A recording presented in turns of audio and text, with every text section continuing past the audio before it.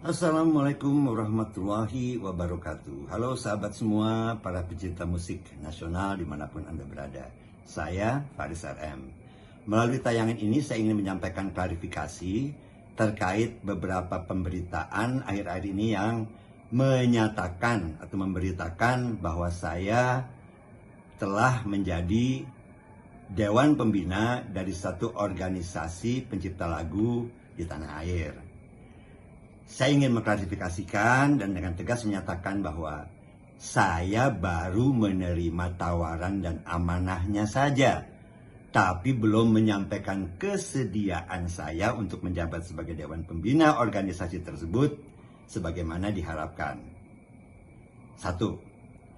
Yang kedua, bahwa tawaran amanah tersebut ditawarkan kepada saya terkait penyelenggaraan sebuah kongres nasional pencipta lagu yang belum lama ini diadakan, yaitu pada tanggal 4 Maret 2026 di Kementerian Kebudayaan Republik Indonesia.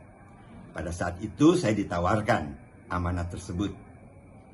Saya ingin mengatakan bahwa saya memaklumi keadaan ini, penyimpangan pemberitaan ini, karena mungkin oleh rekan-rekan seprofesi yang tergabung dalam organisasi pencipta lagu tersebut, saya memang menyetujui, termasuk yang menyetujui konsensus memorandum yang disepakati sebagai hasil dari kongres yang saya maksud tadi.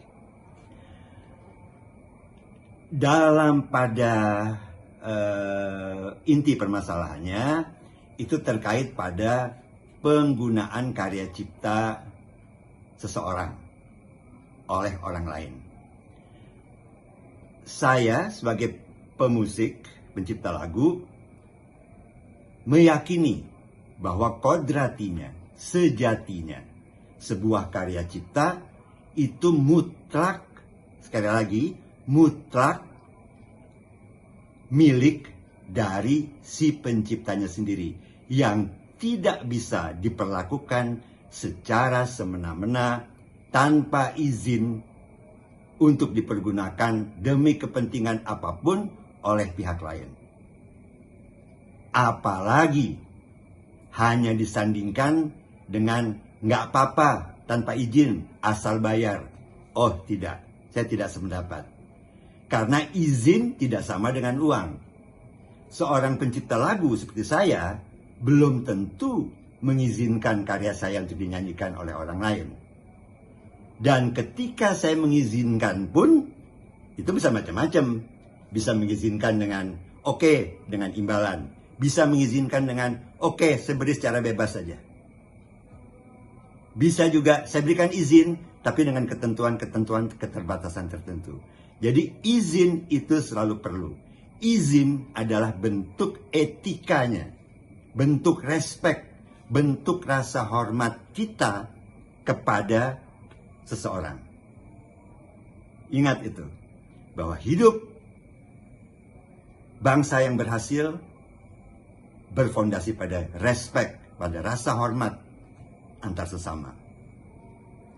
Nah, hasil dari konsensus Kongres Nasional para pencipta lagu di tanah air yang berlangsung tanggal 4 Maret 2026 kemarin itu, memang saya setujui hasil konsensusnya. Dan mungkin itulah yang menjadi dasar dari pemahaman teman-teman di organisasi tersebut, bahwa karena saya menyetujui, mungkin saya mau menerima tawaran amanah tersebut. Tapi saya gariskan sekali lagi, saya hanya baru menerima tawaran amanahnya, cuma belum menyatakan kesediaan. Karena saya merasa bahwa amanah yang diamanahkan kepada saya itu adalah amanah yang berat dan tidak mudah. Dan saya cukup sangsi apakah saya mampu menjadi pembina. Apakah secara kapasitas saya sebagai pencipta lagu musik nasional yang biasa-biasa aja, apakah saya memang mampu untuk memberi pandangan yang membina kepada teman-teman para pencipta lagu di Indonesia. Jadi sekali lagi, mungkin kejadian ini adalah kejadian salah paham saja. Dan jangan saya harapkan untuk tidak menjadi polemik yang berkepanjangan. Namun, saya Faris RM, saya pencipta lagu, saya pemusik, saya menghormati karya musik orang lain. Saya tidak akan pernah mempergunakan karya orang lain tanpa meminta izin kepada yang bersangkutan. Karena izin adalah bentuk respek, bentuk rasa hormat. Ingat-ingat itu. Jadi sekali lagi, kalau saya ingat perjuangan saya bagi musik Indonesia, saya akan merasa tenang dan bahagia berprofesi sebagai pemusik jika kita saling menghormati satu sama lain.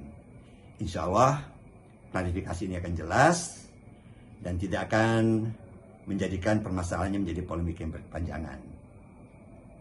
Maju terus musik Indonesia, semangat terus berkarya buat teman-teman seprofesi. Saya Faris RM untuk musik Indonesia. Assalamualaikum warahmatullahi wabarakatuh.